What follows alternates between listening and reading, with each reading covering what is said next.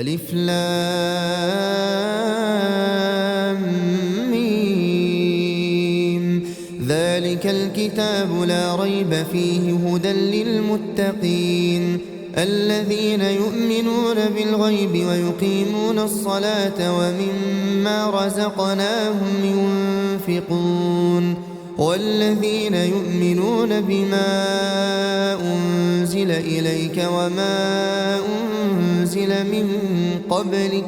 وبالآخرة هم يوقنون أولئك على هدى من ربهم وأولئك هم المفلحون إن الذين كفروا سواء عليهم أأنذرتهم أم لم تنذرهم لا يؤمنون ختم الله على قلوبهم وعلى سمعهم وعلى أبصارهم غشاوة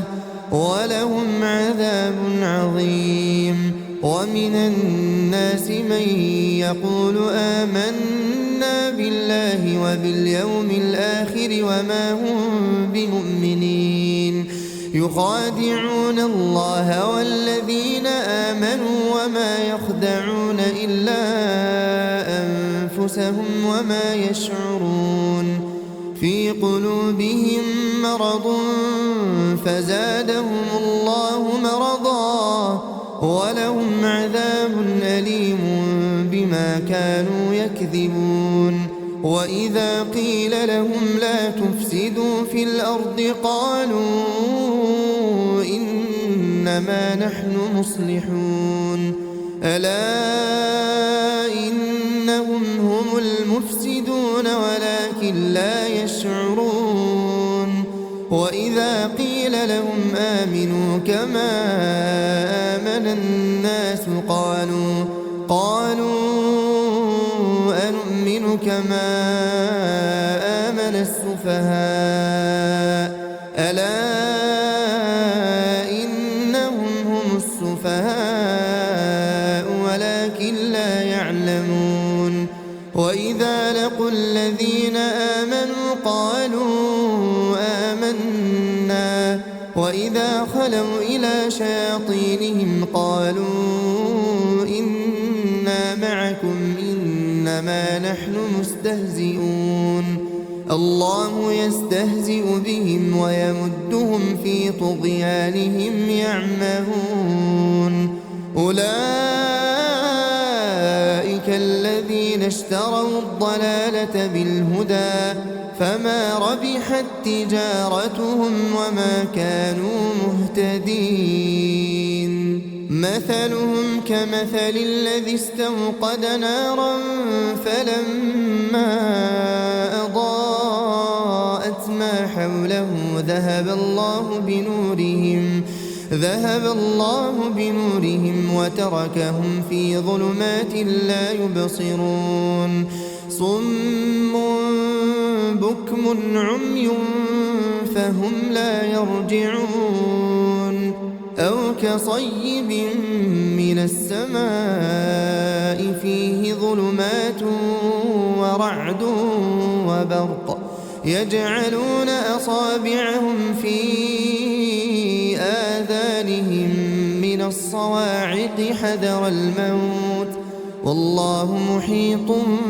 بالكافرين يكاد البرق يخطف أبصارهم كلما أضاء لهم مشوا فيه وإذا أظلم عليهم قاموا ولو شاء الله لذهب بسمعهم وأبصارهم إن الله على كل شيء قدير يا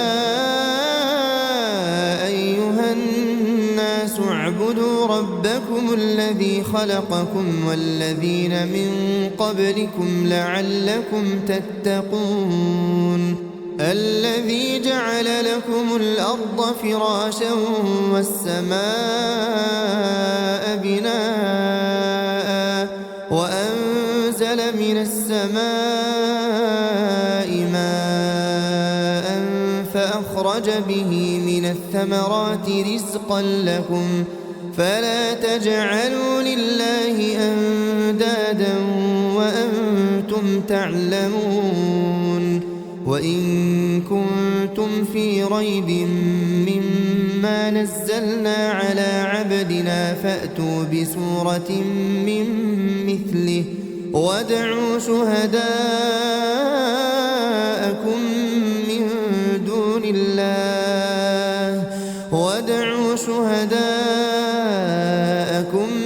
من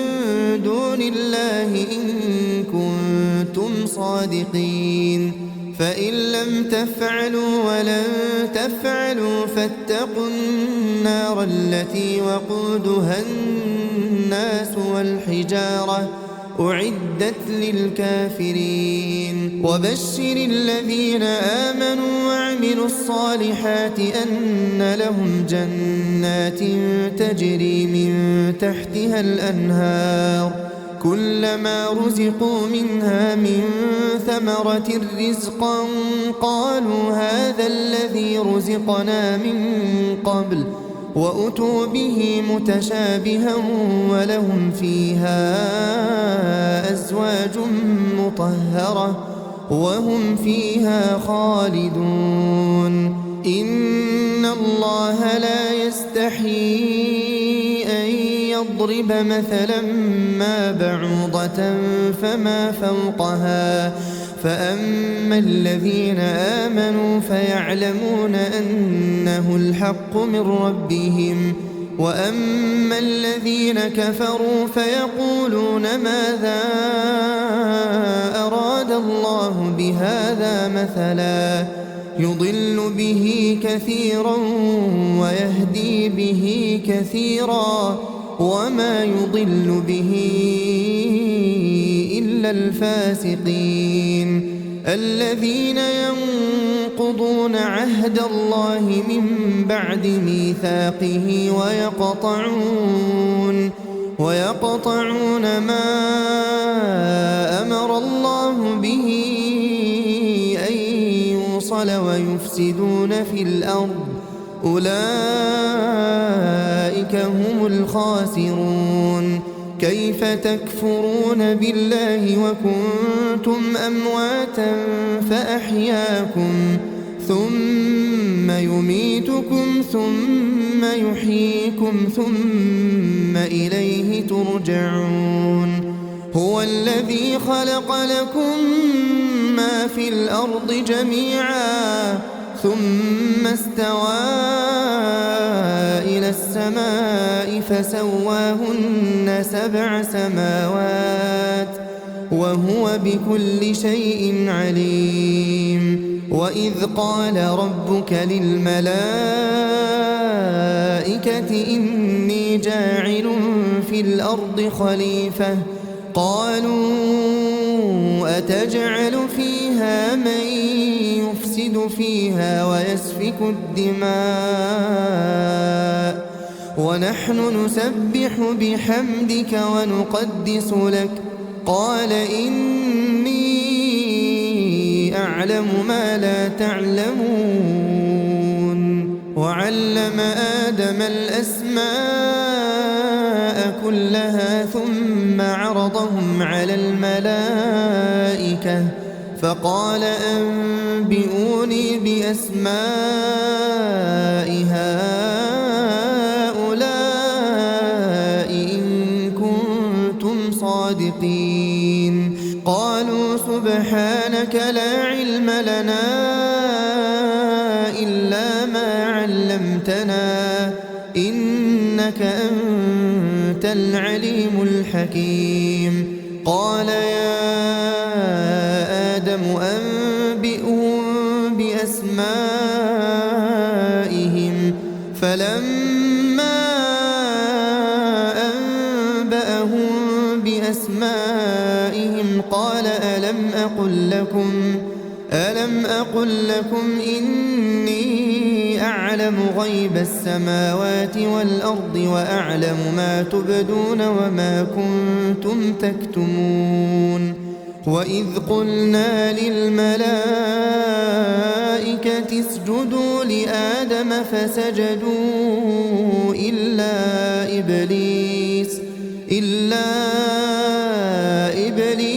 أبى واستكبر وكان من الكافرين وقلنا يا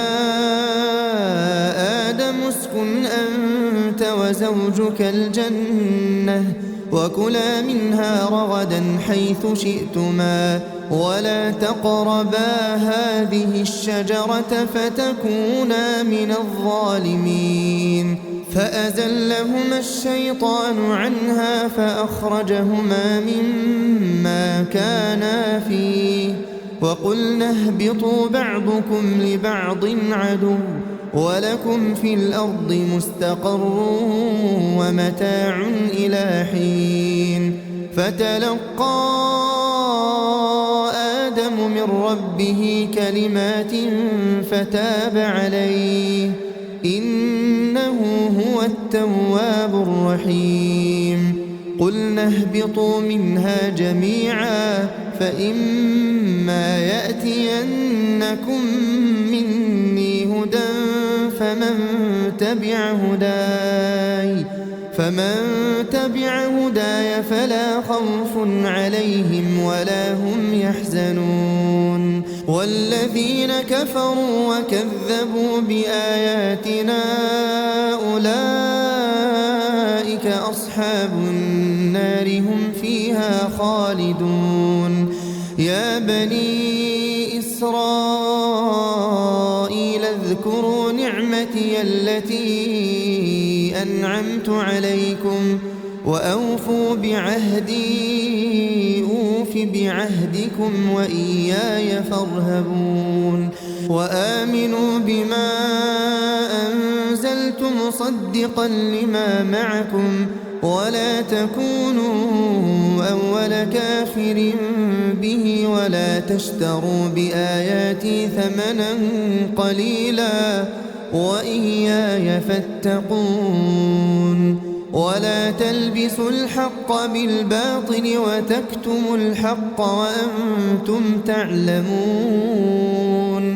وأقيموا الصلاة وآتوا الزكاة واركعوا مع الراكعين أتأمرون الناس بالبر وتنسون أنفسكم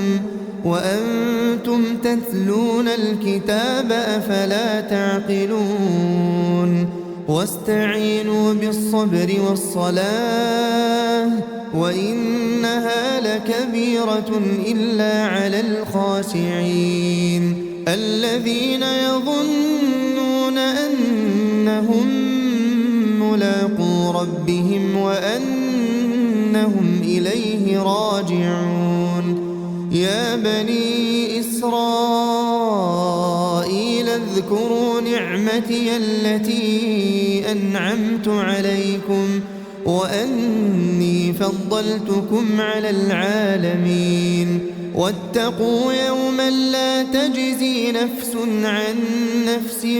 شيئا ولا يقبل منها شفاعة ولا يؤخذ منها عدل ولا هم ينصرون وإذ نجيناكم من آل فرعون يسومونكم سوء العذاب يذبحون أبناءكم ويستحيون نساءكم وفي ذلكم بلاء من ربكم عظيم وإذ فرقنا بكم البحر فأنجيناكم وأغرقنا آل فرعون وأنتم تنظرون وإذ واعدنا موسى 40 ليلة ثم اتخذتم العجل من بعده وأنتم ظالمون ثم عفونا عنكم من بعد ذلك لعلكم تشكرون وإذ آتينا موسى الكتاب والفرقان لعلكم تهتدون وإذ قال موسى لقومه يا قوم إنكم ظلمتم أنفسكم باتخاذكم العجل فتوبوا إلى بارئكم فاقتلوا أنفسكم ذلكم خير لكم عند بارئكم فتاب عليكم إنه هو التواب الرحيم وإذ قلتم يا موسى لن نؤمن لك حتى نرى الله جهرة فأخذتكم الصاعقة وأنتم تنظرون ثم بعثناكم من بعد موتكم لعلكم تشكرون وظللنا عليكم الغمام وأنزلنا عليكم المن والسلوى كلوا من طيبات ما رزقناكم وما ظلمونا ولكن كانوا أنفسهم يظلمون وإذ قلنا ادخلوا هذه القرية فكلوا منها حيث شئتم رغدا وادخلوا الباب سجدا وقولوا حطة نغفر لكم خطاياكم وسنزيد المحسنين فبدل الذين ظلموا قولا غير الذي قيل لهم فأنزلنا على الذين ظلموا رجزا من السماء بما كانوا يفسقون وإذ استسقى موسى لقومه فقلنا اضرب بعصاك الحجر فانفجرت منه 12 عينا قد علم كل أناس مشربهم كلوا واشربوا من رزق الله ولا تعثوا في الأرض مفسدين وإذ قلتم يا موسى لن نصبر على طعام واحد فادع لنا ربك يخرج لنا مما تنبت الأرض من بقلها وقثائها وفومها وعدسها وبصلها قال أتستبدلون الذي هو أدنى بالذي هو خير اهبطوا مصرا فإن لكم ما سألتم وضربت عليهم الذلة والمسكنة وباءوا بغضب من الله ذلك بأنهم كانوا يكفرون بآيات الله ويقتلون النبيين بغير الحق ذلك بما عصوا وكانوا يعتدون إن الذين آمنوا والذين هادوا والنصارى والصابئين من آمن بالله واليوم الآخر وعمل صالحا فلهم أجرهم عند ربهم ولا خوف عليهم ولا هم يحزنون وإذ أخذنا ميثاقكم ورفعنا فوقكم الطور خذوا ما آتيناكم بقوة واذكروا ما فيه لعلكم تتقون ثم توليتم من بعد ذلك فلولا فضل الله عليكم ورحمته لكنتم من الخاسرين ولقد علمتم الذين اعتدوا منكم في السبت فقلنا لهم كونوا قردة خاسئين فجعلناها نكالا لما بين يديها وما خلفها وموعظة للمتقين وإذ قال موسى لقومه إن إن الله يأمركم أن تذبحوا بقرة. قالوا أتتخذنا هزوا؟ قال أعوذ بالله أن أكون من الجاهلين. قالوا ادع لنا ربك يبين لنا ما هي. قال إنه يقول إنها بقرة لا فارض ولا بكر عوان بين ذلك فافعلوا ما تؤمرون. قالوا ادع لنا ربك يبين لنا ما لونها. قال إنه يقول إنها بقرة صفراء فاقع لونها تسر الناظرين. قالوا ادع لنا ربك يبين لنا ما هي إن البقرة شابه علينا وإنا إن شاء الله لمهتدون. قال إنه يقول إنها بقرة لا ذلول تثير الأرض ولا تسقي الحرث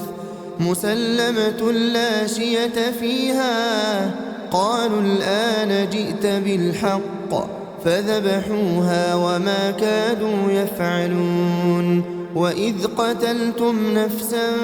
فادارأتم فيها والله مخرج ما كنتم تكتمون. فقلنا اضربوه ببعضها كذلك يحيي الله الموتى ويريكم آياته لعلكم تعقلون. ثم قست قلوبكم من بعد ذلك فهي كالحجارة أو أشد قسوة. وإن من الحجارة لما يتفجر منه الأنهار وإن منها لما يشقق فيخرج منه الماء وإن منها لما يهبط من خشية الله وما الله بغافل عما تعملون. أفتطمعون أن يؤمنوا لكم وقد كان فريق منهم يسمعون كلام الله ثم يحرفونه من بعد ما عقلوه وهم يعلمون. وإذا لقوا الذين آمنوا قالوا آمنا وإذا خلا بعضهم إلى بعض قالوا أتحدثونهم بما فتح الله عليكم ليحاجوكم به عند ربكم أفلا تعقلون. أولا يعلمون أن الله يعلم ما يسرون وما يعلنون. ومنهم أميون لا يعلمون الكتاب إلا أماني وإنهم إلا يظنون. فويل للذين يكتبون الكتاب بأيديهم ثم يقولون هذا من عند الله ليشتروا به ثمنا قليلا فويل لهم مما كتبت أيديهم وويل لهم مما يكسبون. وقالوا لن تمسنا النار إلا أياما معدودة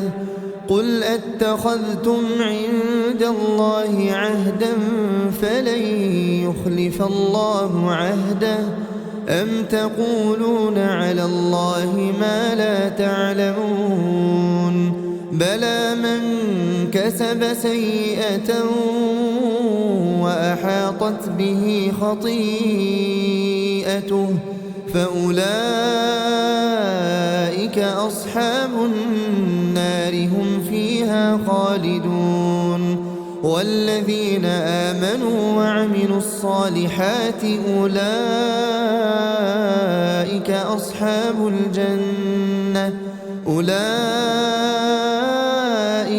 أصحاب الجنة هم فيها خالدون وإذ أخذنا ميثاق بني إسرائيل لا تعبدون إلا الله وبالوالدين إحسانا وذي القربى واليتامى والمساكين وقولوا للناس حسنا وأقيموا الصلاة وآتوا الزكاة ثم توليتم إلا قليلا منكم وأنتم معرضون وإذ أخذنا ميثاقكم لا تسفكون دماءكم ولا تخرجون أنفسكم من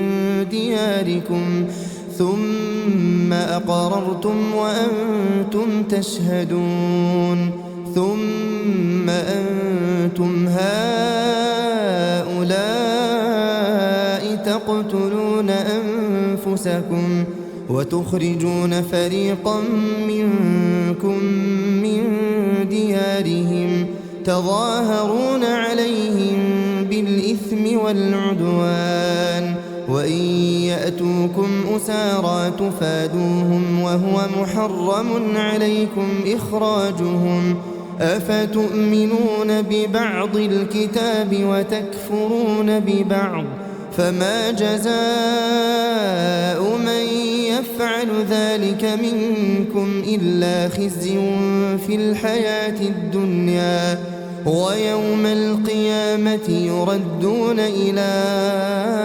أشد العذاب وما الله بغافل عما تعملون أولئك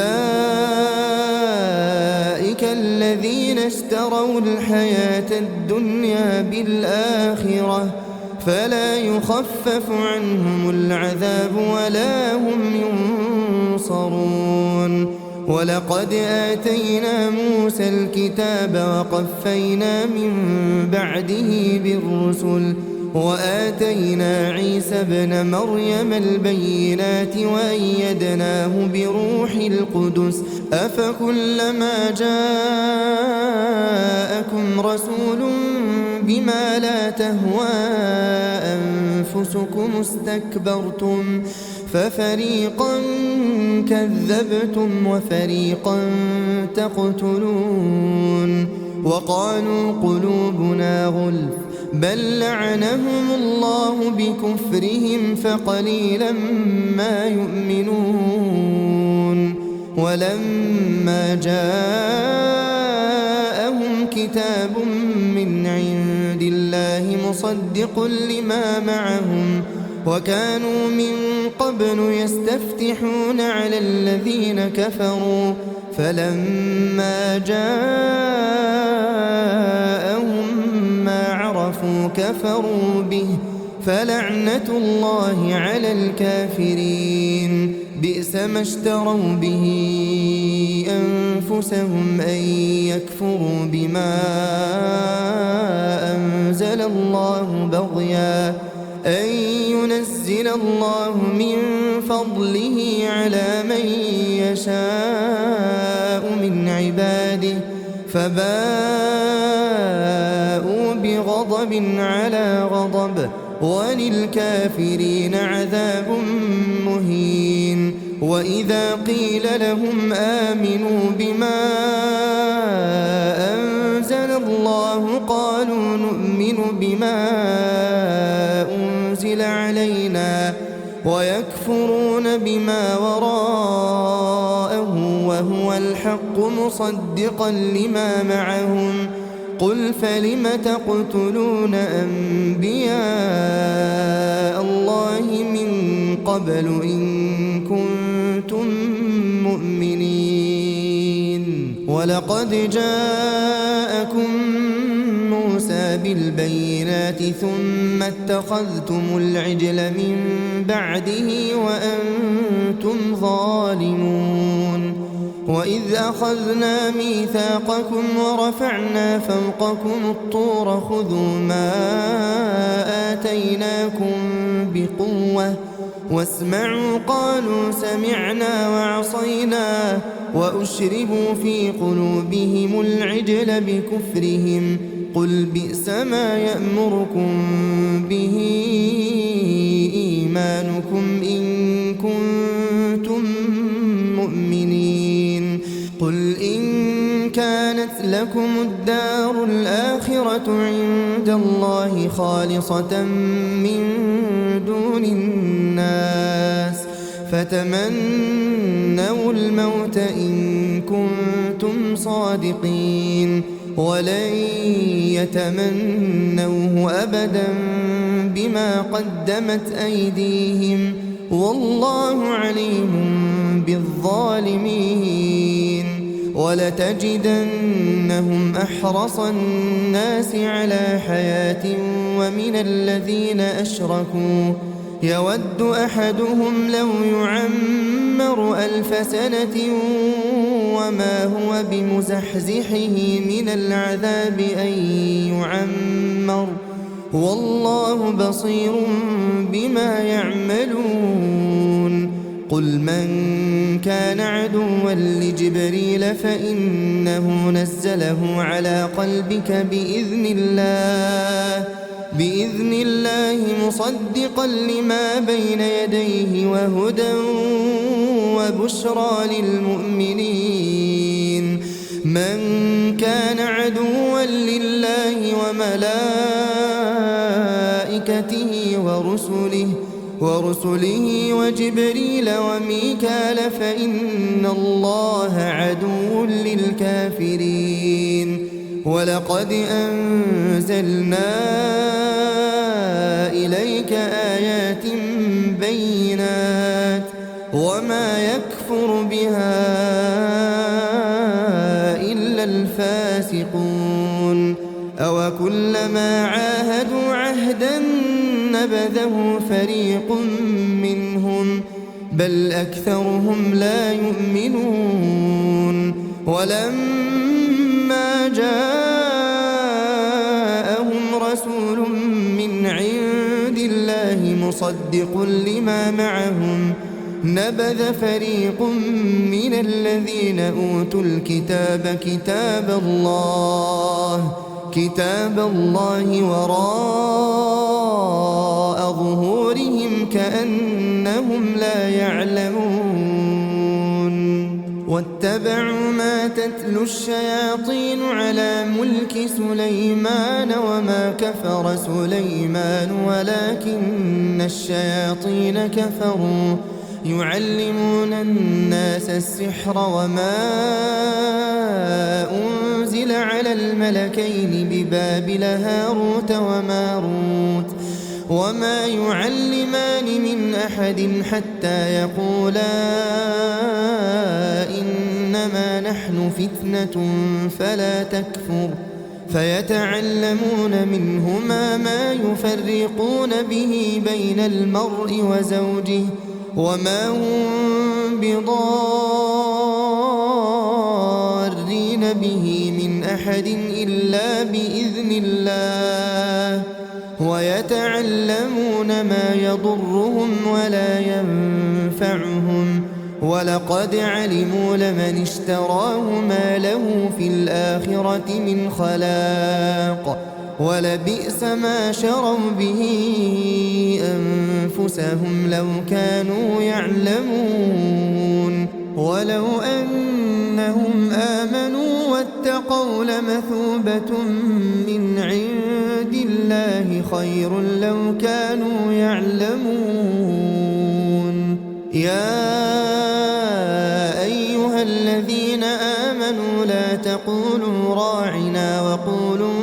انظرنا واسمعوا وللكافرين عذاب أليم. ما يود الذين كفروا من أهل الكتاب ولا المشركين أن ينزل عليكم من خير من ربكم، والله يختص برحمته من يشاء، والله ذو الفضل العظيم. ما ننسخ من آية أو ننسها نأت بخير منها أو مثلها. ألم تعلم أن الله على كل شيء قدير؟ ألم تعلم أن الله له ملك السماوات والأرض وما لكم من دون الله من ولي ولا نصير؟ أم تريدون أن تسألوا رسولكم كما سئل موسى من قبل؟ ومن يتبدل الكفر بالإيمان فقد ضل سواء السبيل. ود كثير من أهل الكتاب لو يردونكم من بعد إيمانكم كفارا حسدا من عند أنفسهم من بعد ما تبين لهم الحق، فاعفوا واصفحوا حتى يأتي الله بأمره، إن الله على كل شيء قدير. وأقيموا الصلاة وآتوا الزكاة وما تقدموا لأنفسكم من خير تجدوه عند الله، إن الله بما تعملون بصير. وقالوا لن يدخل الجنة إلا من كان هودا أو نصارى، تلك أمانيهم، قل هاتوا برهانكم إن كنتم صادقين. بلى من أسلم وجهه لله وهو محسن فله أجره عند ربه ولا خوف عليهم ولا هم يحزنون. وقالت اليهود ليست النصارى على شيء، وقالت النصارى ليست اليهود على شيء وهم يتلون الكتاب، كذلك قال الذين لا يعلمون مثل قولهم، فالله يحكم بينهم يوم القيامة فيما كانوا فيه يختلفون. ومن أظلم ممن منع مساجد الله أن يذكر فيها اسمه وسعى في خرابها، أولئك ما كان لهم أن يدخلوها إلا خائفين، لهم في الدنيا خزي ولهم في الآخرة عذاب عظيم. ولله المشرق والمغرب، فأينما تولوا فثم وجه الله، إن الله واسع عليم. وقالوا اتخذ الله ولدا سبحانه، بل له ما في السماوات والأرض كل له قانتون، بديع السماوات والأرض، وإذا قضى أمرا فإنما يقول له كن فيكون. وقال الذين لا يعلمون لولا يكلمنا الله أو تأتينا آية، كذلك قال الذين من قبلهم مثل قولهم تشابهت قلوبهم، قد بينا الآيات لقوم يوقنون. إنا أرسلناك بالحق بشيرا ونذيرا، ولا تسأل عن أصحاب الجحيم. ولن ترضى عنك اليهود ولا النصارى حتى تتبع ملتهم قل إن هدى الله هو الهدى ولئن اتبعت أهواءهم بعد الذي جاءك من العلم ما لك من الله من ولي ولا نصير الذين آتيناهم الكتاب يتلونه حق تلاوته أولئك يؤمنون به ومن يكفر به فأولئك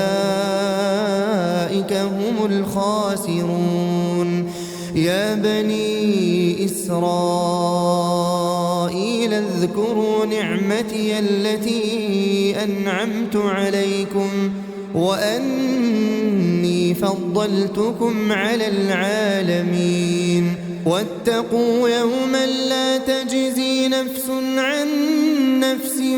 شيئا ولا يقبل منها عدل ولا تنفعها شفاعة ولا هم ينصرون وإذ ابتلى إبراهيم ربه بكلمات فأتمهن قال إني جاعلك للناس إماما قال ومن ذريتي قال لا ينال عهد الظالمين وإذ جعلنا البيت مثابة للناس وأمنا واتخذوا من مقام إبراهيم مصلى وعهدنا إلى إبراهيم وإسماعيل أن طهرا بيتي للطائفين والعاكفين والركع السجود وإذ قال إبراهيم رب اجعل هذا بلدا آمنا وارزق أهله من الثمرات من آمن منهم بالله واليوم الآخر قال ومن كفر فأمتعه قليلا ثم أضطره إلى عذاب النار وبئس المصير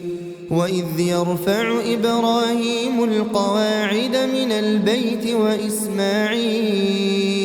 ربنا تقبل منا إنك أنت السميع العليم ربنا واجعلنا مسلمين لك ومن ذريتنا أمة مسلمة لك وأرنا مناسكنا وتب علينا إنك أنت التواب الرحيم ربنا وابعث فيهم رسولا منهم يتلو عليهم آياتك ويعلمهم الكتاب والحكمة ويزكيهم إنك أنت العزيز الحكيم ومن يرغب عن ملة إبراهيم إلا من سفه نفسه ولقد اصطفيناه في الدنيا وإنه في الآخرة لمن الصالحين إذ قال له ربه أسلم قال أسلمت لرب العالمين ووصى بها إبراهيم بنيه ويعقوب يا بني إن الله اصطفى لكم الدين فلا تموتن إلا وأنتم مسلمون أم كنتم شهداء إذ حضر يعقوب الموت إذ قال لبنيه ما تعبدون من بعدي قالوا نعبد إلهك وإله آبائك إبراهيم إبراهيم وإسماعيل وإسحاق إلها واحدا ونحن له مسلمون تلك أمة قد خلت لها ما كسبت ولكم ما كسبتم ولا تسألون عما كانوا يعملون وقالوا كونوا هودا أو نصارى تهتدوا قل بل ملة إبراهيم حنيفا وما كان من المشركين قولوا آمنا بالله وما أنزل إلينا وما أنزل إلى إبراهيم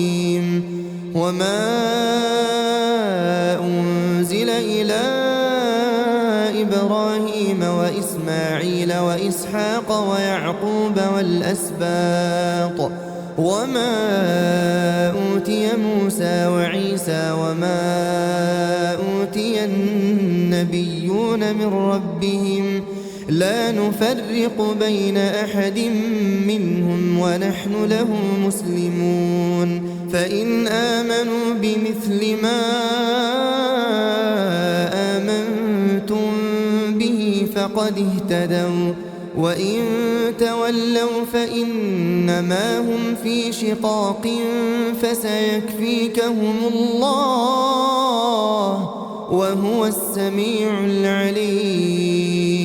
صبغة الله ومن أحسن من الله صبغة ونحن له عابدون قل أتحاجوننا في الله وهو ربنا وربكم ولنا أعمالنا ولكم أعمالكم ونحن له مخلصون أم تقولون إن إبراهيم وإسماعيل وإسحاق ويعقوب والأسباط كانوا هودا أو نصارى قل أأنتم أعلم أم الله ومن أظلم ممن كتم شهادة عنده من الله وما الله بغافل عما تعملون تلك أمة قد خلت لها ما كسبت ولكم ما كسبتم ولا تسألون عما كانوا يعملون سيقول السفهاء من الناس ما ولاهم عن قبلتهم التي كانوا عليها قل لله المشرق والمغرب يهدي من يشاء إلى صراط مستقيم وكذلك جعلناكم أمة وسطا لتكونوا شهداء على الناس ويكون الرسول عليكم شهيدا وما جعلنا القبلة التي كنت عليها إلا لنعلم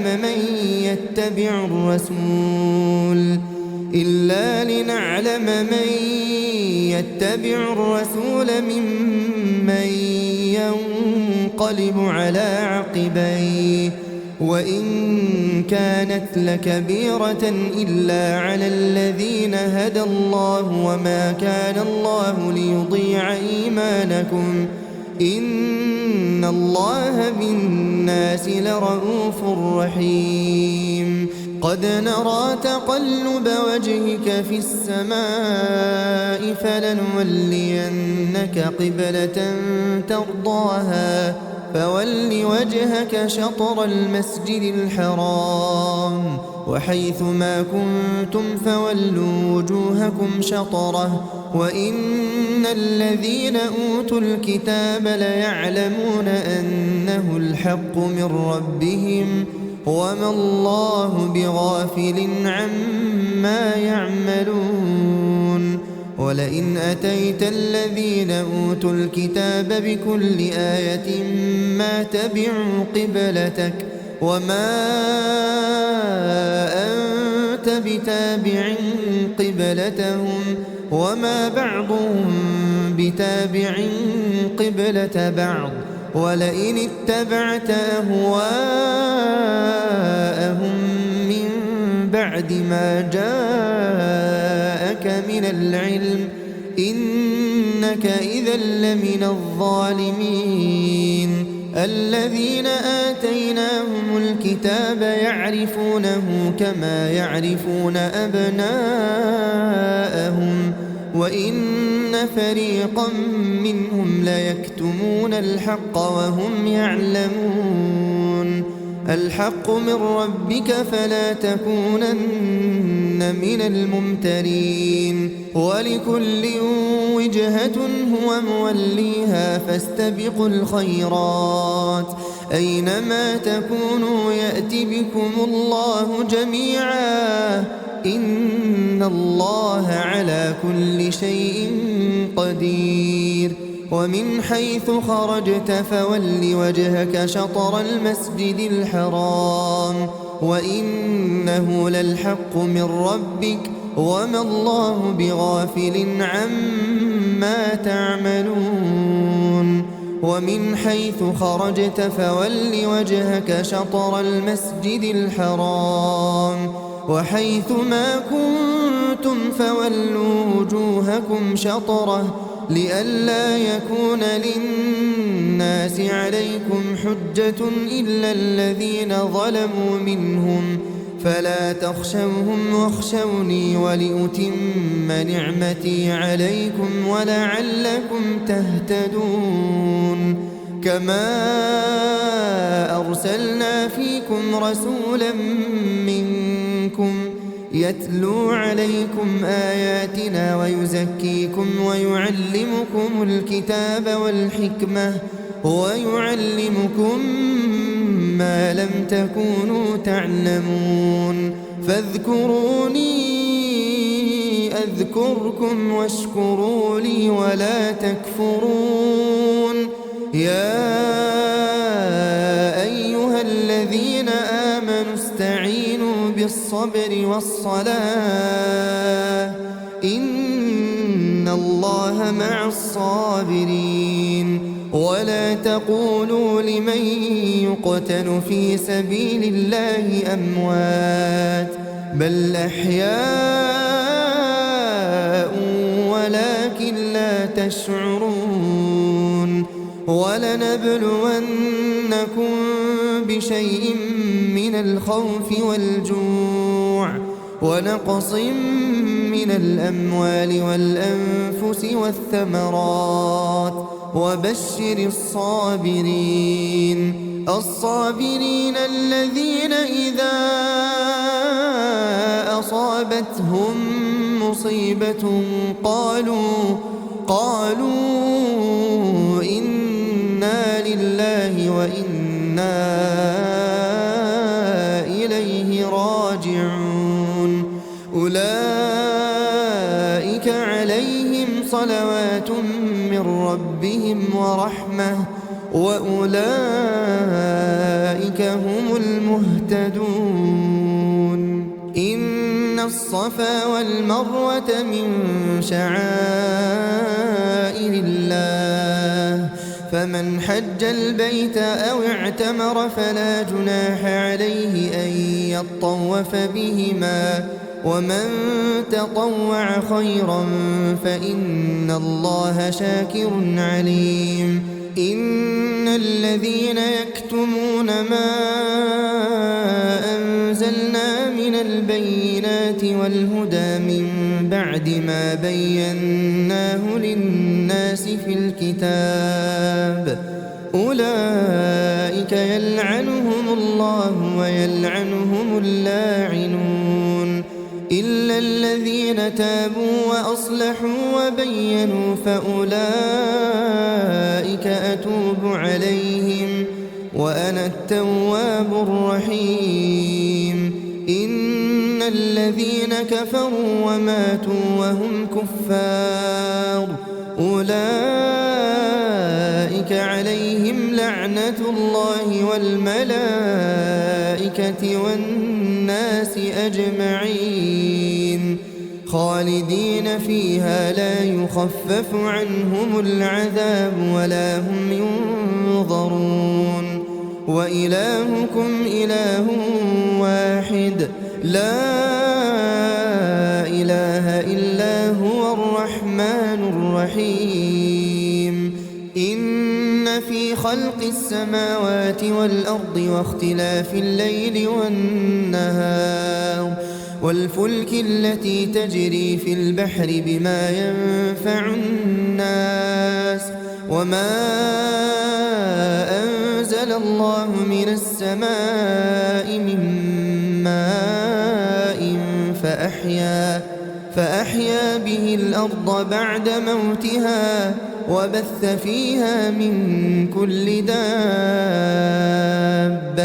وتصريف الرياح والسحاب المسخر بين السماء والأرض لآيات لقوم يعقلون ومن الناس من يتخذ من دون الله أندادا يحبونهم كحب الله والذين آمنوا أشد حبا لله ولو يرى الذين ظلموا إذ يرون العذاب أن القوة لله جميعا وأن الله شديد العذاب إذ تبرأ الذين اتبعوا من الذين اتبعوا ورأوا العذاب وتقطعت بهم الأسباب وقال الذين اتبعوا لو أن لنا كرة فنتبرأ منهم كما تبرأوا منا كذلك يريهم الله أعمالهم حسرات عليهم وما هم بخارجين من النار يا أيها الناس كلوا مما في الأرض حلالا طيبا ولا تتبعوا خطوات الشيطان إنه لكم عدو مبين إنما يأمركم بالسوء والفحشاء وأن تقولوا على الله ما لا تعلمون وإذا قيل لهم اتبعوا ما أنزل الله قالوا بل نتبع ما ألفينا عليه آباءنا أولو كان آباؤهم لا يعقلون شيئا ولا يهتدون ومثل الذين كفروا كمثل الذي ينعق بما لا يسمع إلا دعاء ونداء صم بكم عمي فهم لا يعقلون يا أيها الذين آمنوا كلوا من طيبات ما رزقناكم واشكروا لله إن كنتم إياه تعبدون إنما حرم عليكم الميتة والدم ولحم الخنزير وما أهل به لغير الله فمن اضطر غير باغ ولا عاد فلا إثم عليه إن الله غفور رحيم إن الذين يكتمون ما أنزل الله من الكتاب ويشترون به ثمنا قليلا أولئك ما يأكلون في بطونهم إلا النار ولا يكلمهم الله يوم القيامة ولا يزكيهم ولهم عذاب أليم. أولئك الذين اشتروا الضلالة بالهدى والعذاب بالمغفرة فما أصبرهم على النار. ذلك بأن الله نزل الكتاب بالحق وإن الذين اختلفوا في الكتاب لفي شقاق بعيد. ليس البر أن تولوا وجوهكم قبل المشرق والمغرب ولكن البر من آمن بالله واليوم الآخر والملائكة والكتاب والنبيين وآتى المال على حبه ذوي القربى واليتامى والمساكين وابن السبيل والسائلين وفي الرقاب وأقام الصلاة وآتى الزكاة والموفون بعهدهم إذا عاهدوا والصابرين في البأساء والضراء وحين البأس. أولئك الذين صدقوا وأولئك هم المتقون. يا أيها الذين آمنوا كتب عليكم القصاص في القتلى الحر بالحر والعبد بالعبد والأنثى بالأنثى فمن عفي له من أخيه شيء فاتباع بالمعروف وأداء إليه بإحسان ذلك تخفيف من ربكم ورحمة فمن اعتدى بعد ذلك فله عذاب أليم. ولكم في القصاص حياة يا أولي الألباب لعلكم تتقون. كتب عليكم إذا حضر أحدكم الموت إن ترك خيرا الوصية للوالدين والأقربين بالمعروف حقا على المتقين. فمن بدله بعدما سمعه فإنما إثمه على الذين يبدلونه إن الله سميع عليم. فمن خاف من موص جنفا أو إثما فأصلح بينهم فلا إثم عليه إن الله غفور رحيم. يا أيها الذين آمنوا كتب عليكم الصيام كما كتب على الذين من قبلكم لعلكم تتقون. أياما معدودات فمن كان منكم مريضا أو على سفر فعدة من أيام أخر وعلى الذين يطيقونه فدية طعام مسكين فمن تطوع خيرا فهو خير له وأن تصوموا خير لكم إن كنتم تعلمون. شهر رمضان الذي أنزل فيه القرآن هدى للناس وبينات من الهدى والفرقان فمن شهد منكم الشهر فليصم ومن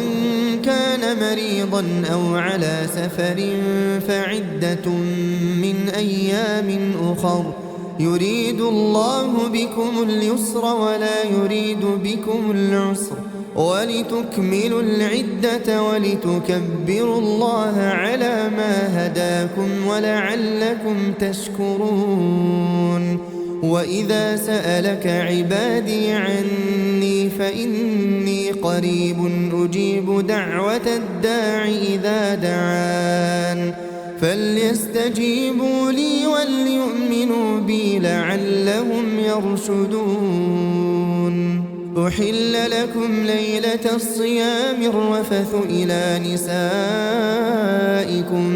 هن لباس لكم وأنتم لباس لهن علم الله أنكم كنتم تختانون أنفسكم فتاب عليكم وعفى عنكم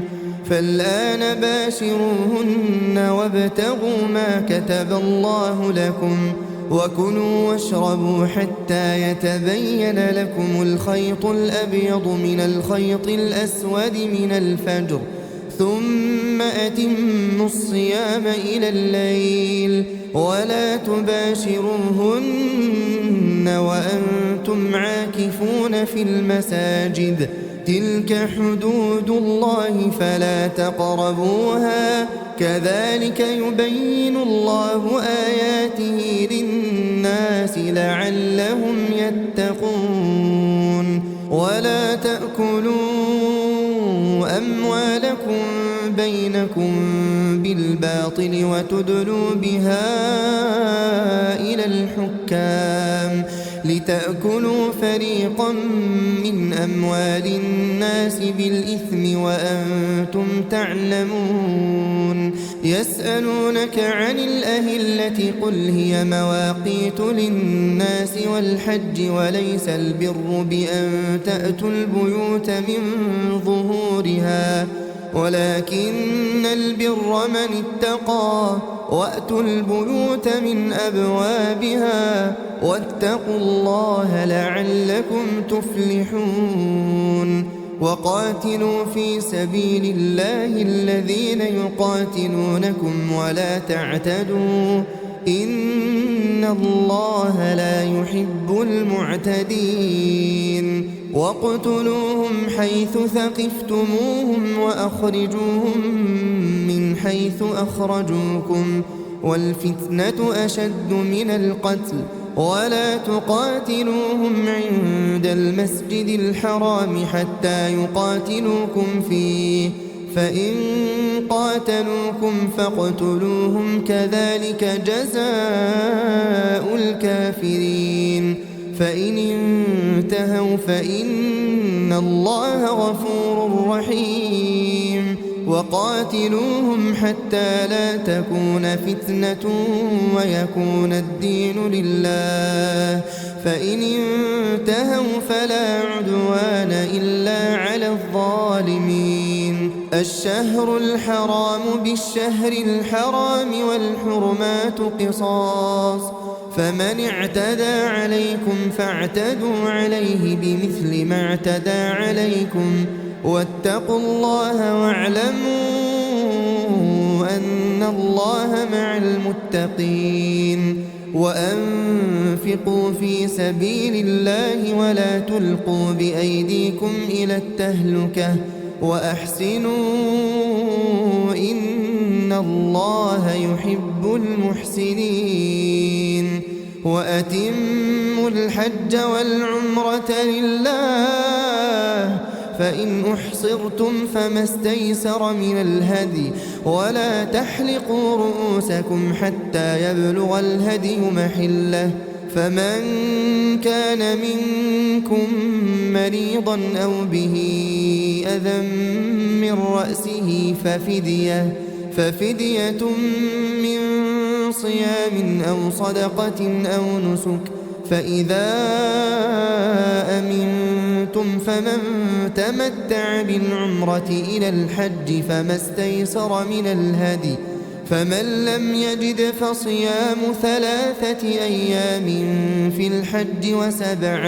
إذا رجعتم تلك 10 كاملة ذلك لمن لم يكن أهله حاضر المسجد الحرام. واتقوا الله واعلموا أن الله شديد العقاب. الحج أشهر معلومات فمن فرض فيهن الحج فلا رفث ولا فسوق ولا جدال في الحج وما تفعلوا من خير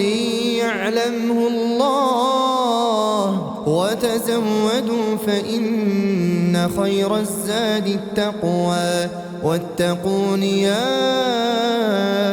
أولي الألباب ليس عليكم جناح أن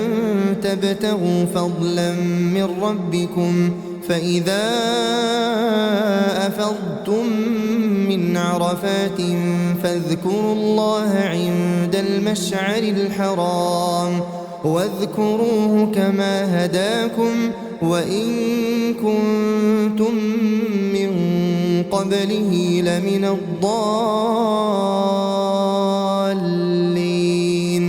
ثم أفيضوا من حيث أفاض الناس واستغفروا الله إن الله غفور رحيم فإذا قضيتم مناسككم فاذكروا الله كذكركم آباءكم أو أشد ذكرا فمن الناس من يقول ربنا آتنا في الدنيا وما له في الآخرة من خلاق ومنهم من يقول ربنا آتنا في الدنيا حسنة وفي الآخرة حسنة وقنا عذاب النار أولئك لهم نصيب مما كسبوا والله سريع الحساب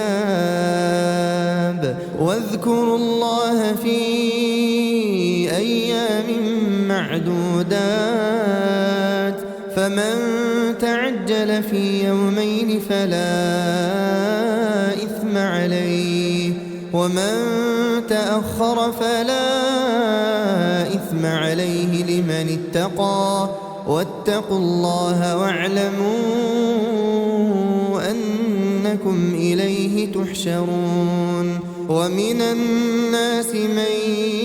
يعجبك قوله في الحياة الدنيا ويشهد الله على ما في قلبه وهو ألد الخصام وإذا تولى سعى في الأرض ليفسد فيها ويهلك الحرث والنسل والله لا يحب الفساد وإذا قيل له اتق الله أخذته العزة بالإثم فحسبه جهنم ولبئس المهاد ومن الناس من يشري نفسه ابتغاء مرضات الله والله رؤوف بالعباد يا أيها الذين آمنوا ادخلوا في السلم كافة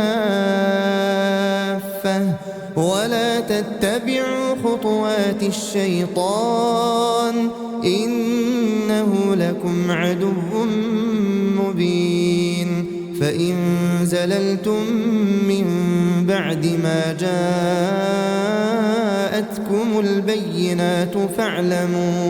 فاعلموا أن الله عزيز حكيم هل ينظرون إلا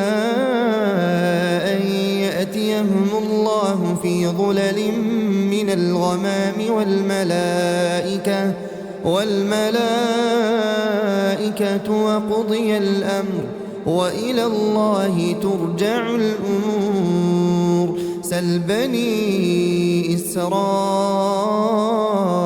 كم آتيناهم من آية بينة ومن يبدل نعمة الله من بعد ما جاءته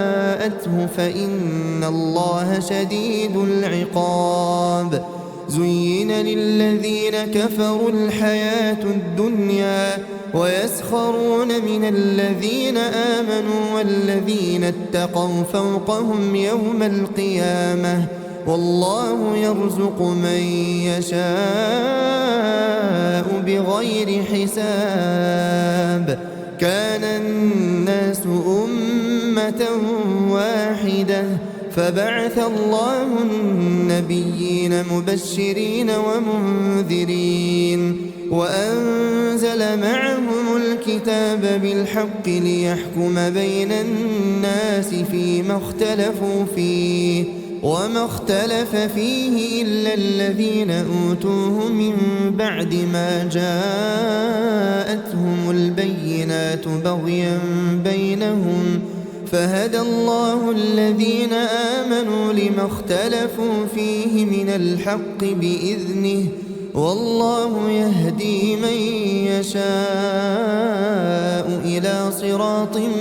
مستقيم. أم حسبتم أن تدخلوا الجنة ولما يأتكم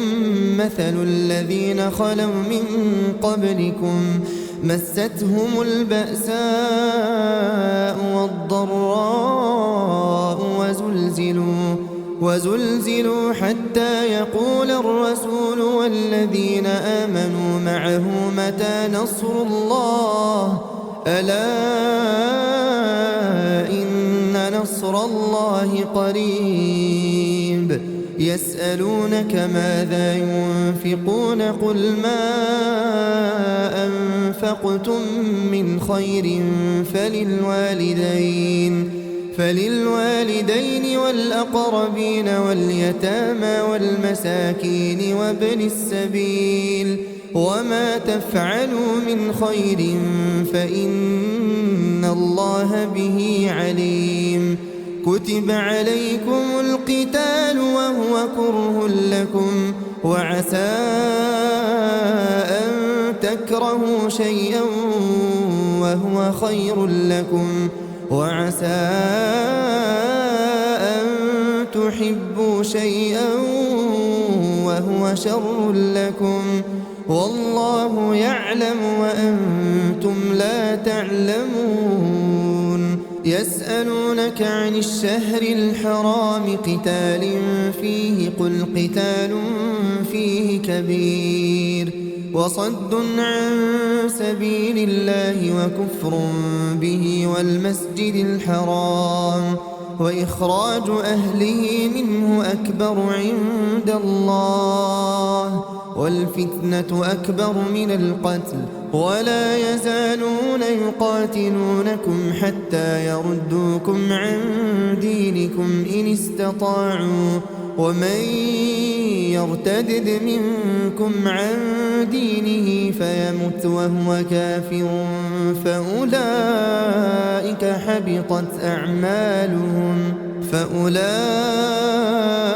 حبطت أعمالهم في الدنيا والآخرة وأولئك أصحاب النار هم فيها خالدون. إن الذين آمنوا والذين هاجروا وجاهدوا في سبيل الله أولئك يرجون رحمة الله والله غفور رحيم. يسألونك عن الخمر والميسر قل فيهما إثم كبير ومنافع للناس وإثمهما أكبر من نفعهما ويسألونك ماذا ينفقون قل العفو كذلك يبين الله لكم الآيات لعلكم تتفكرون في الدنيا والآخرة. ويسألونك عن اليتامى قل إصلاح لهم خير وإن تخالطوهم فإخوانكم والله يعلم المفسد من المصلح ولو شاء الله لأعنتكم إن إن الله عزيز حكيم ولا تنكحوا المشركات حتى يؤمنن ولأمة مؤمنة خير من مشركة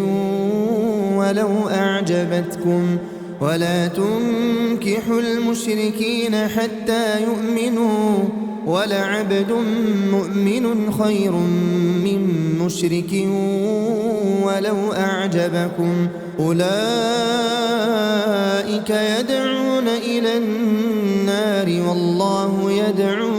إلى الجنة والمغفرة بإذنه ويبين آياته للناس لعلهم يتذكرون ويسألونك عن المحيض قل هو أذى فاعتزلوا النساء في المحيض ولا تقربوهن حتى يطهرن فإذا تطهرن فأتوهن من حيث أمركم الله إن الله يحب التوابين ويحب المتطهرين نساؤكم حرث لكم فأتوا حرثكم أنى شئتم وقدموا لأنفسكم واتقوا الله واعلموا أنكم ملاقوه وبشر المؤمنين ولا تجعلوا الله عرضة لأيمانكم أن تبروا وتتقوا وتصلحوا بين الناس والله سميع عليم لا يؤاخذكم الله باللغو في أيمانكم ولكن يؤاخذكم بما كسبت قلوبكم والله غفور حليم للذين يؤلون من نسائهم تربص 4 أشهر فإن فاءوا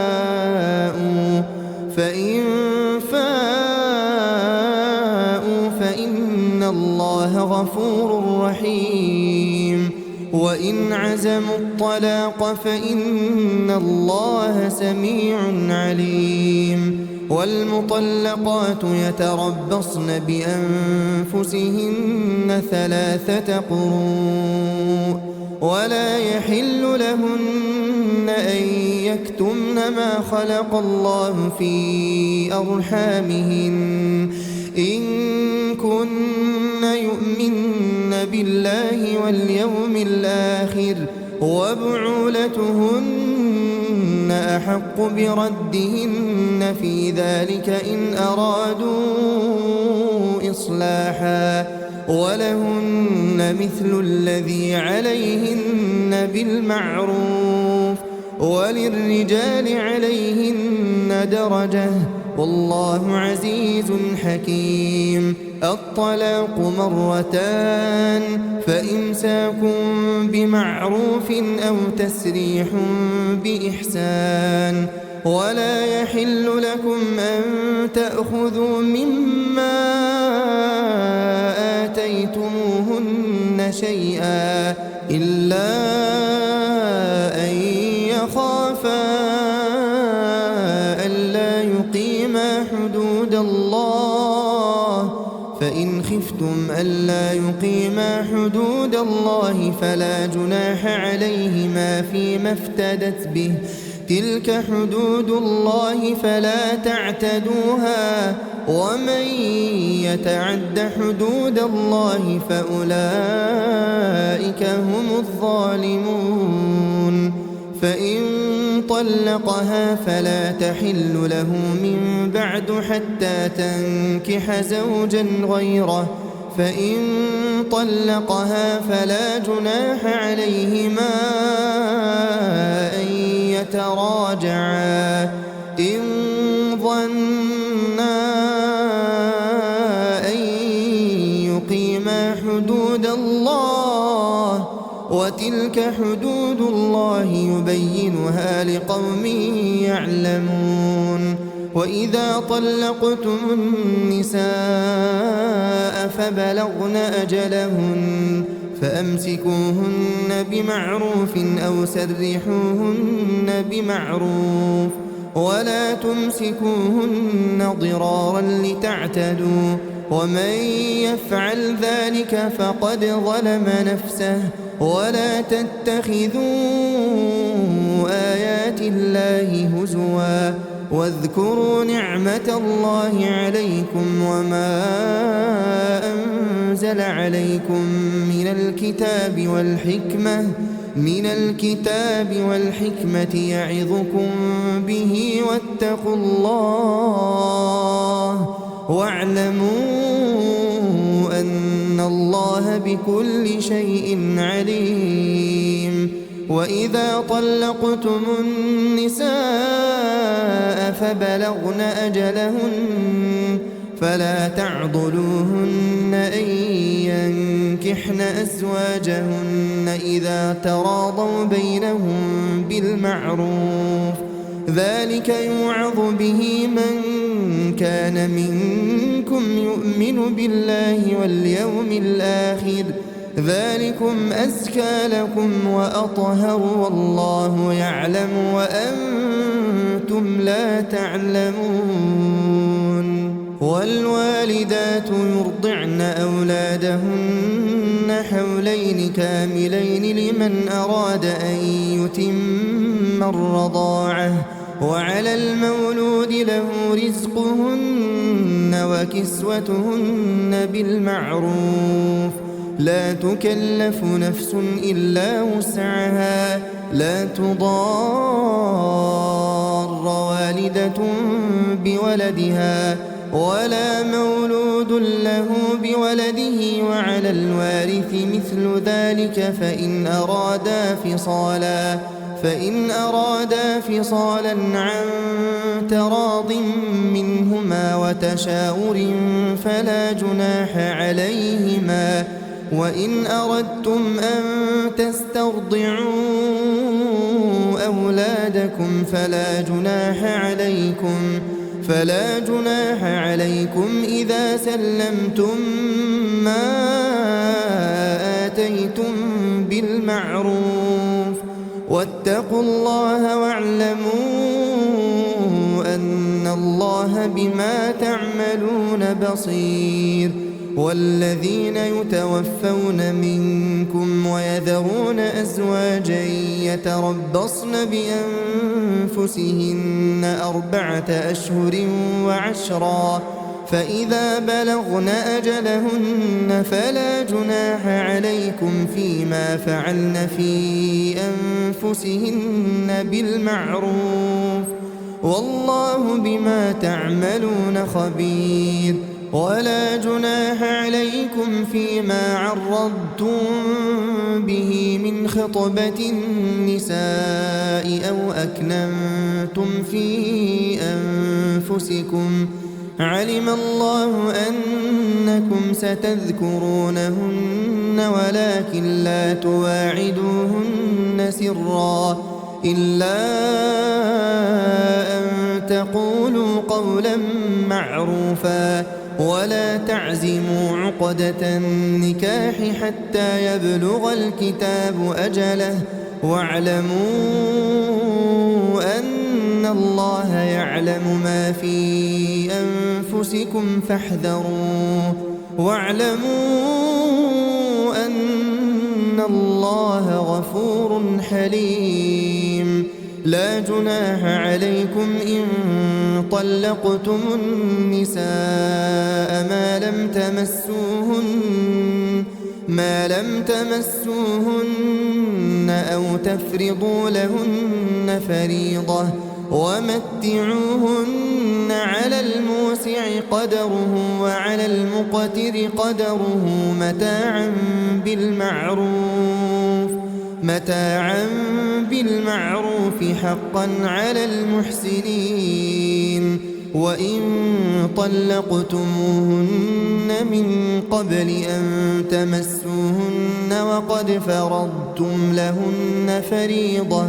فنصف ما فرضتم إلا أن يعفون أو يعفو الذي بيده عقدة النكاح وأن تعفوا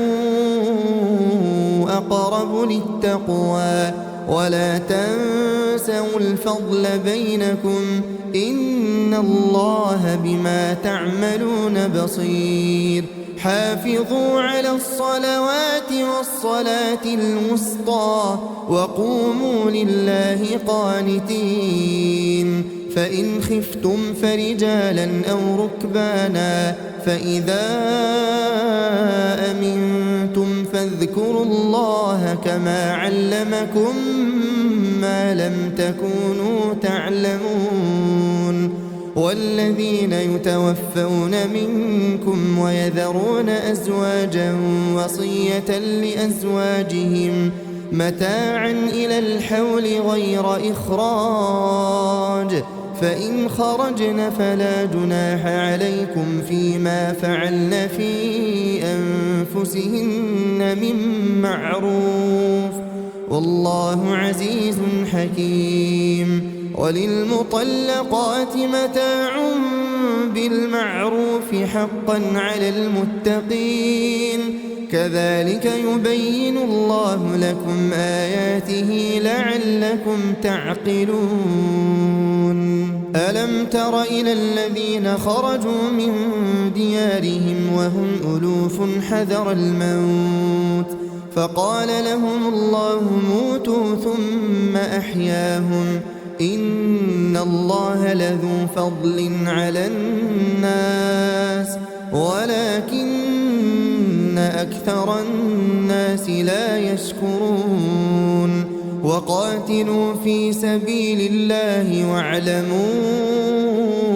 أن الله سميع عليم من ذا الذي يقرض الله قرضا حسنا فيضاعفه له أضعافا كثيرة والله يقبض ويبسط وإليه ترجعون ألم تر إلى الملأ من بني إسرائيل من بعد موسى إذ قالوا لنبي لهم ابعث لنا ملكا نقاتل في سبيل الله قال هل عسيتم إن كتب عليكم القتال ألا تقاتلوا قالوا وما لنا ألا نقاتل في سبيل الله وقد أخرجنا من ديارنا وأبنائنا فلما كتب عليهم القتال تولوا إلا قليلا منهم والله عليم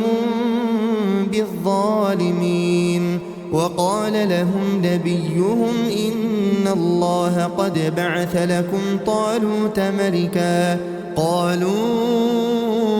أنى يكون له الملك علينا ونحن أحق بالملك منه ولم يؤت سعة من المال قال إن الله اصطفاه عليكم وزاده بسطة في العلم والجسم والله يؤتي ملكه من يشاء والله واسع عليم وقال لهم نبيهم إن آية ملكه أن يأتيكم التابوت فيه سكينة من ربكم وبقية مما ترك آل موسى وآل هارون تحمله الملائكة إن في ذلك لآية لكم إن كنتم مؤمنين فلما فصل طالوت بالجنود قال إن الله مبتليكم بنهر فمن شرب منه فليس مني ومن لم يطعمه فإنه مني إلا من اغترف غرفة بيده فشربوا منه إلا قليلا منهم فلما جاوزه هو والذين آمنوا معه قالوا لا طاقة لنا اليوم بجالوت وجنوده قال الذين يظنون أنهم ملاقوا الله كم من فئة قليلة غلبت فئة كثيرة بإذن الله والله مع الصابرين ولما برزوا لجالوت وجنوده قالوا ربنا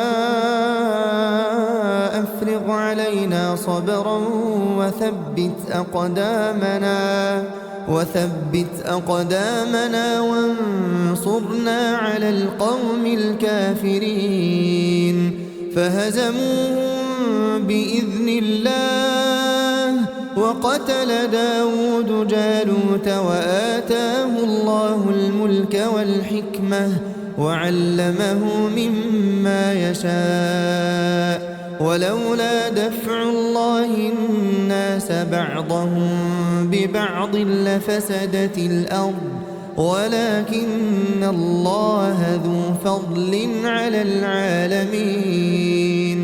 تلك آيات الله نتلوها عليك بالحق وإنك لمن المرسلين تلك الرسل فضلنا بعضهم على بعض منهم من كلم الله ورفع بعضهم درجات وآتينا عيسى ابن مريم البينات وأيدناه بروح القدس ولو شاء الله ما اقتتل الذين من بعدهم من بعد ما جاءتهم البينات ولكن اختلفوا فمنهم من آمن ومنهم من كفر ولو شاء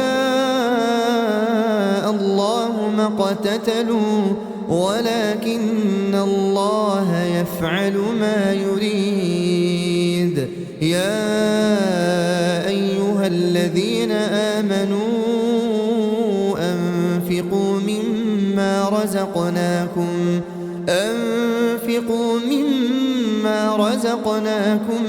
من قبل أن يأتي يوم لا بيع فيه ولا خلة ولا شفاعة والكافرون هم الظالمون الله لا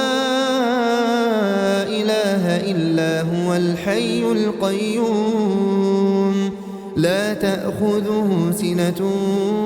ولا نوم له ما في السماوات وما في الأرض من ذا الذي يشفع عنده إلا بإذنه يعلم ما بين أيديهم وما خلفهم ولا يحيطون بشيء من علمه إلا بما شاء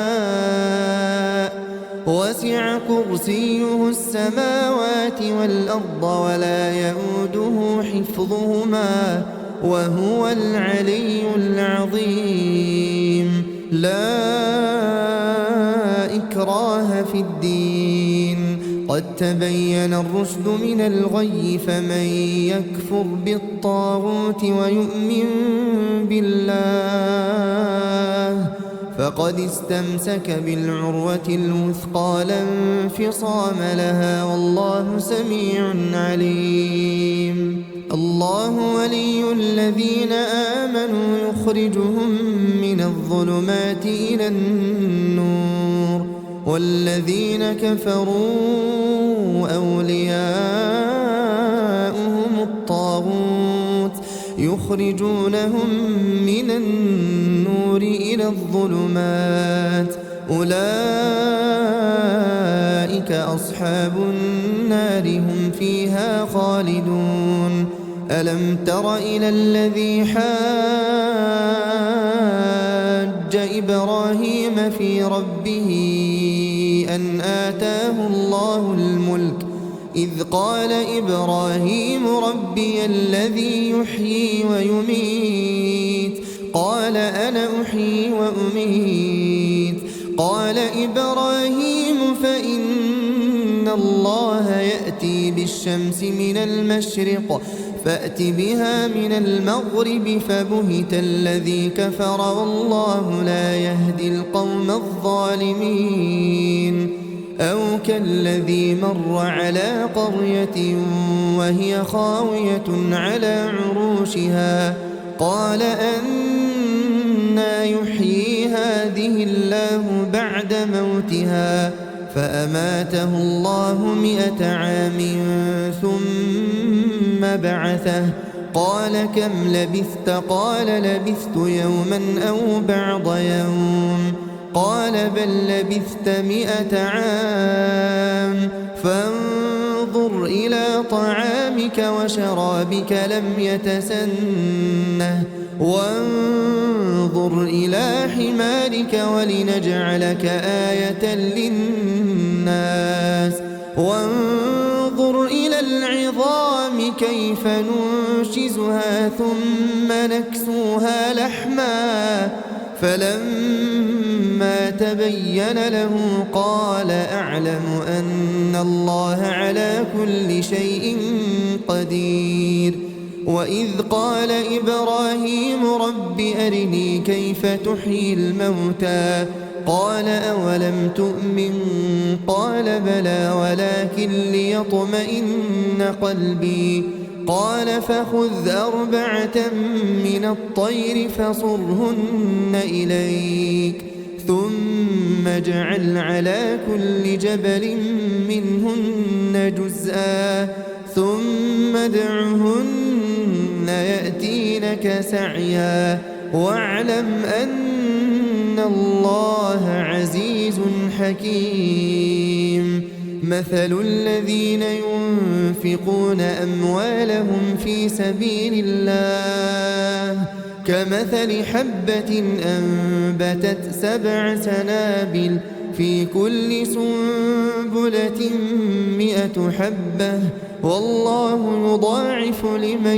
يشاء والله واسع عليم الذين ينفقون أموالهم في سبيل الله ثم لا يتبعون ما أنفقوا منا ولا أذى لهم أجرهم عند ربهم ولا خوف عليهم ولا هم يحزنون قول معروف ومغفرة خير من صدقة يتبعها أذى والله غني حليم يا أيها الذين آمنوا لا تبطلوا صدقاتكم بالمن والأذى كالذي ينفق ماله رئاء الناس ولا يؤمن بالله واليوم الآخر فمثله كمثل صفوان عليه تراب فأصابه وابل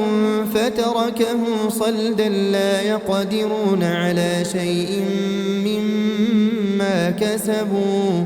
والله لا يهدي القوم الكافرين ومثل الذين ينفقون أموالهم ابتغاء مرضات الله وتثبيتا من أنفسهم كمثل جنة بربوة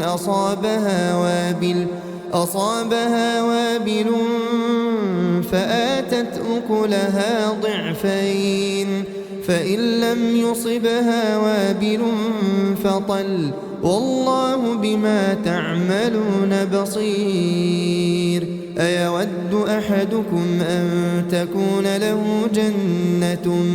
من نخيل وأعناب تجري من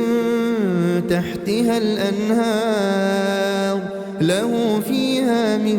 كل الثمرات وأصابه الكبر وله ذرية ضعفاء فأصابها إعصار فيه نار فاحترقت كذلك يبين الله لكم الآيات لعلكم تتفكرون يا أيها الذين آمنوا أنفقوا من طيبات ما كسبتم ومما أخرجنا لكم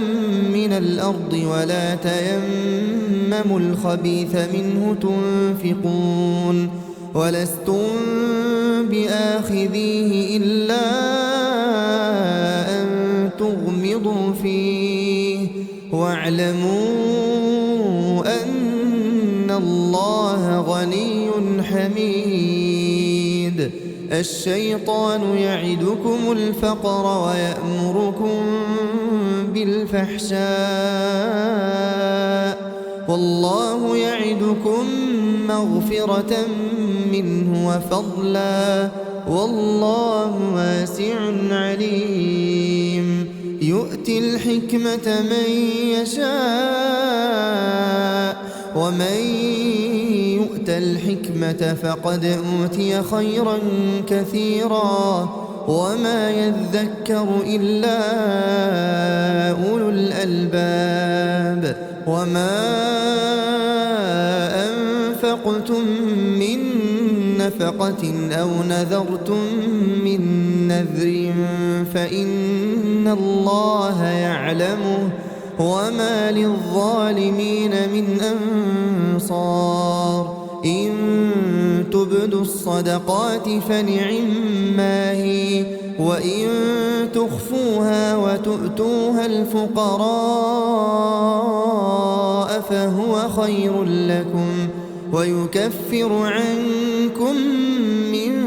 سيئاتكم والله بما تعملون خبير ليس عليك هداهم ولكن الله يهدي من يشاء وما تنفقوا من خير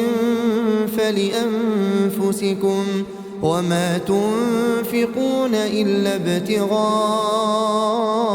وجه الله وما تنفقوا من خير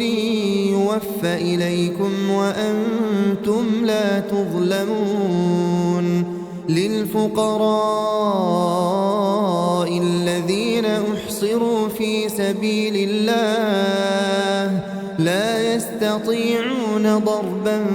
في الأرض يحسبهم الجاهل أغنياء من التعفف تعرفهم بسيماهم لا يسألون الناس إلحافا وما تنفقوا من خير فإن الله به عليم الذين ينفقون أموالهم بالليل والنهار سرا وعلانية فلهم أجرهم عند ربهم ولا خوف عليهم ولا هم يحزنون الذين يأكلون الربا لا يقومون إلا كما يقوم الذي يتخبطه الشيطان من المس ذلك بأنهم قالوا إنما البيع مثل الربا وأحل الله البيع وحرم الربا فمن جاءه موعظة من ربه فانتهى فله ما سلف وأمره إلى الله ومن عاد فأولئك أصحاب النار هم فيها خالدون يمحق الله الربا ويربي الصدقات والله لا يحب كل كفار أثيم إن الذين آمنوا وعملوا الصالحات وأقاموا الصلاة وآتوا الزكاة لهم أجرهم عند ربهم ولا خوف عليهم ولا هم يحزنون يا أيها الذين آمنوا اتقوا الله وذروا ما بقي من الربا إن كنتم مؤمنين فإن لم تفعلوا فأذنوا بحرب من الله ورسوله وإن تبتم فلكم رؤوس أموالكم لا تظلمون ولا تظلمون وإن كان ذو عسرة فنظرة إلى ميسرة وأن تصدقوا خير لكم إن كنتم تعلمون واتقوا يوما ترجعون فيه إلى الله ثم توفى كل نفس ما كسبت وهم لا يظلمون يا أيها الذين آمنوا إذا تداينتم بدين إلى أجل مسمى فاكتبوا وليكتب بينكم كاتب بالعدل ولا يأب كاتب أن يكتب كما علمه الله فليكتب وليملل الذي عليه الحق وليتق الله ربه ولا يبخس منه شيئا فإن كان الذي عليه الحق سفيها أو ضعيفا أو لا يستطيع أن يمل هو فليملل وليه بالعدل واستشهدوا شهيدين من رجالكم فإن لم يكونا رجلين فرجل وامرأتان ممن ترضون من الشهداء أن تضل إحداهما فتذكر إحداهما الأخرى ولا يأبى الشهداء إذا ما دعوا ولا تسأموا أن تكتبوه صغيرا أو كبيرا إلى أجله ذلكم أقسط عند الله وأقوم للشهادة وأدنى ألا ترتابوا إلا أن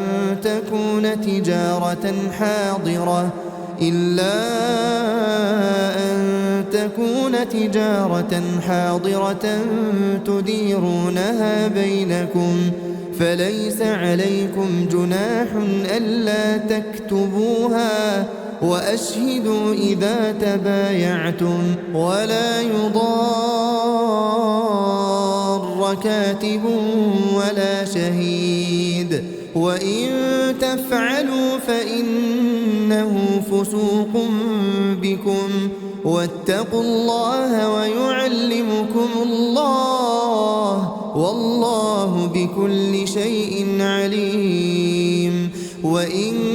كنتم على سفر ولم تجدوا كاتبا فرهان مقبوضة فإن أمن بعضكم بعضا فليؤدي الذي اؤتمن أمانته وليتق الله ربه ولا تكتموا الشهادة ومن يكتمها فإنه آثم قلبه والله بما تعملون عليم. لله ما في السماوات وما في الأرض وإن تبدوا ما في أنفسكم أو تخفوه يحاسبكم به الله فيغفر لمن يشاء ويعذب من يشاء والله على كل شيء قدير. آمن الرسول بما أنزل إليه من ربه والمؤمنون كل آمن بالله وملائكته وكتبه ورسله لا نفرق بين أحد من رسله وقالوا سمعنا وأطعنا غفرانك ربنا وإليك المصير. لا يكلف الله نفسا إلا وسعها لها ما كسبت وعليها ما اكتسبت ربنا لا تؤاخذنا إن نسينا أو أخطأنا ربنا ولا تحمل علينا إصرا كما حملته على الذين من قبلنا ربنا ولا تحملنا ما لا طاقة لنا به واعف عنا واغفر لنا وارحمنا أنت مولانا فانصرنا على القوم الكافرين.